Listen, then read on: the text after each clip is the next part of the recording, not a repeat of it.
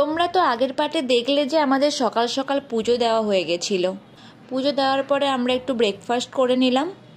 Breakfast সেরেই আমরা জায়গাটা explore করতে বেরিয়ে পড়লাম। ওখানেই লোকাল গাইডের সাথে কথা বলে একটা অটো বুক করে নিয়েছিলাম। মন্দিরের কাছে যত ট্যুরিস্ট প্লেস আছে সব কিছু এক্সপ্লোর করার জন্য আমরা বেরিয়ে পড়লাম।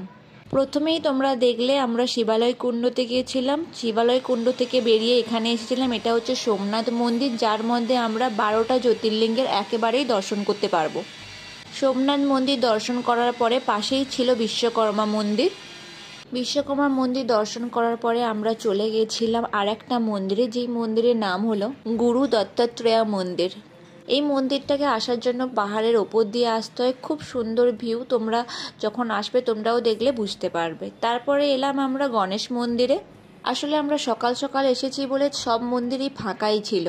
মন্দিরটাকে ভালোভাবে পরিক্রমা করে আমরা চলে গেছিলাম স্লিপিং হনুমানজির মন্দির, যেই মন্দির ভারতের 2 জায়গায় অবস্থিত। একটা অবস্থিত প্রয়াগরাজে আর একটা সম্ভাজিনগরে। পরের ভিডিওতে আবার দেখা হচ্ছে। আজকের মতো টাটা।